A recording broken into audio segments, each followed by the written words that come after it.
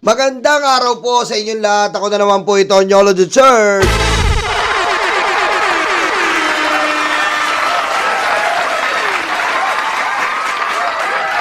Kaya magbibigay po tayo reaksyon sa bagong modus na naman ni Robin Padilla. Aray ko. Ang bagong modus na po ito ay talagang katawa-tawa. Padilla Pushes versus Troll Farm. Hello? Aray ko. Alam mo, hindi ko alam si Robin Padilla kung nag-iisip ba to o absent eh. Absent ang utak eh. Aray ko. Di ba? Alam mo, Robin, masasagasaan dyan si Sara Duterte. Lalo-lalo na ang mga buong Duterte. Ang mga buong Duterte po ay nabubuhay na lang sa troll farm. Sa troll farm na lang po nabubuhay ang mga Duterte. Paano mangyayari niya kay Sara Duterte? Eh dyan na lang po nabubuhay at nagpapatuloy ang karir ni Sara at ang buong pamilya niya. Oh, noong 2016 po, na anuhan po ng research na halos ilang milyong dolyares po ang ginagamit ng tatay ni Sara o si Digong para gumawa ng mga troll farm at yun na nga po nangyari. Ayon po yan sa research. At kaya nga po napagtakpan itong 30,000 plus EJK killings. Pagkat tinotroll po nila lahat, trinol nila ng trinol hanggang sa hindi na po na-detect po para hindi na rin po ma-detect ang mga pagpatay nung panahon ng tatay nilang may betlog na kadroid na demonyo. Ikaw talaga.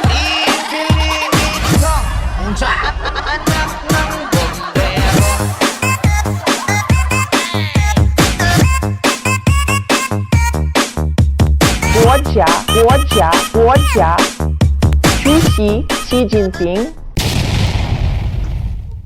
Oh, 'di ba? Tapos ngayon ipupush ni Robin 'to. Alam nyo, ang mga DDS po, ang mga Duterte, doon na lang po nabubuhay. Kasi po, kita nyo naman po, kung may rally po ngayon, katulad ng rally sa Senado, for example, dapat po dinumog na yan. Dapat po ang daming tao. Pero wala po. Bakit? Wala eh. Nabubuhay lang sila sa boosting, nabubuhay sila sa troll farm. Ayan nga rin po yung na-detect ni Tolentino.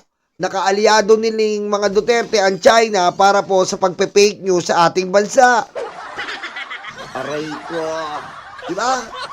Ayan po yung na-expose ni Tolentino noong si ay senador pa. At napag-alaman nga dito, binabanata ng China ang mga nasa Quadcom. Tapos sabay post nila na puro Sara Duterte, kunyari may ginagawa, ang putang ina, wala namang ginagawa, puro pasyal. Aray ko. Kaya Robin, natatawa kami sa iyo dahil parang sinasabi mong papatayin mo na ang mga Duterte niyan. Diba? Parang papatayin mo ang mga Duterte niyan. Dahil magiging lalong mahinang-mahina ang mga Duterte pag walang troll farm. Doon na lang sila nabubuhay sa pagbabayad nila ng troll farm. Sa pagpapalaganap na ang Davao daw ay mala Singapore, tangina. Aray ko. Diba? Mala Singapore daw ang Davao. Kita mo ano nangyari? Konting dura, lubog sa baha. Singapore, wala daw kuryente sa Davao na nakalabas dahil mala Singapore. Ngayon, nuknukan ng tambak ng droga, nuknukan ng tambak ng basura, nuknukan lagpas tao ang baha. Ilang dekada na, 3 dekada na namuno ang mga Duterte yan. Walang solusyon sa baha. Binigyan naman ng 51 billion. Ninakaw naman ni Iyotman, ni Pulong, na putang ina rin walang kwenta. Aray ko. Aray ko. Tapos nagkaroon naman ng mayor na adik, si Baste. Ngayon, puro katarantado ang ginagawa. Chuchu pala yan! Chuchu pala yan! Chuchu pala yan! Chuchu pala yan! Chuchu pala yan! Diba?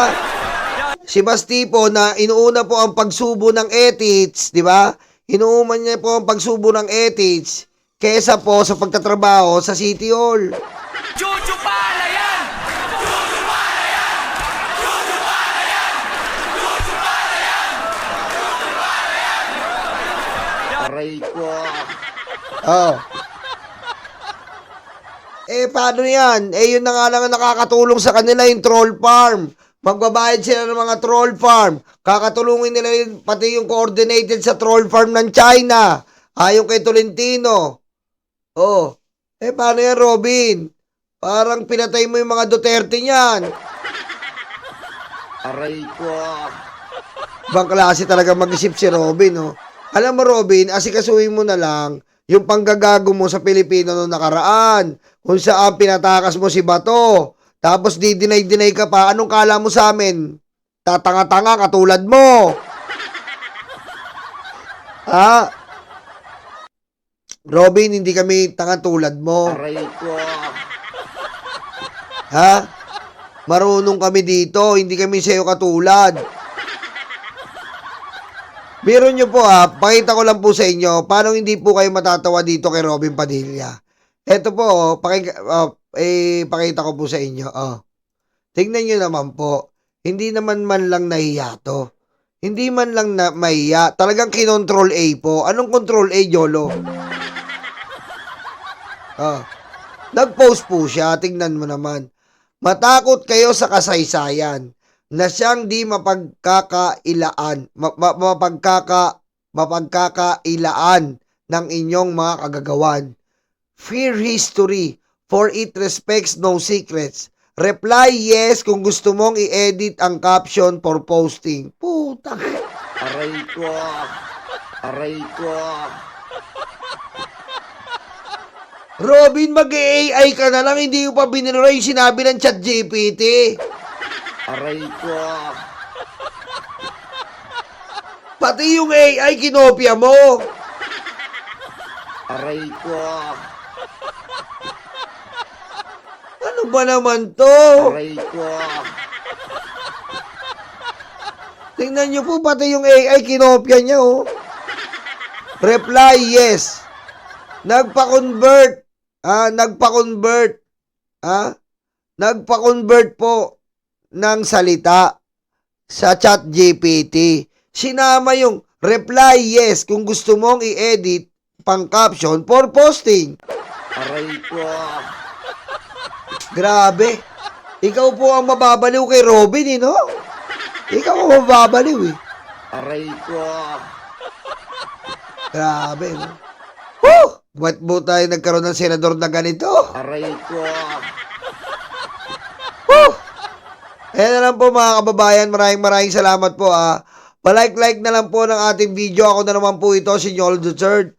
Maraming salamat po. Huwag niyo pong kalimutan mag-comment sa inyong mga suggestion at mga reaksyon. Maraming salamat po mga karayuma. Paalam!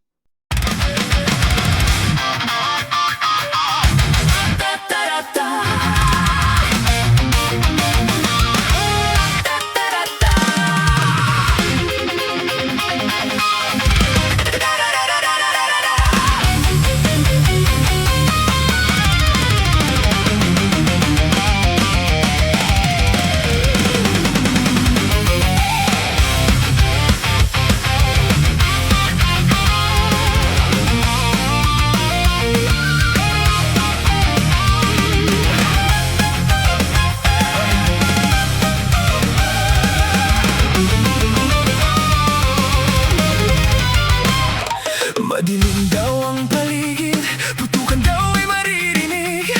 Takot sa kanilang mata, ikaw ay madadala. Huwag kang palinlang kaibigan, udas na 13 yan. Sinira nila ang Senado, sobrang ganit mga ito. Hindi nyo na maloloko mga Pilipino.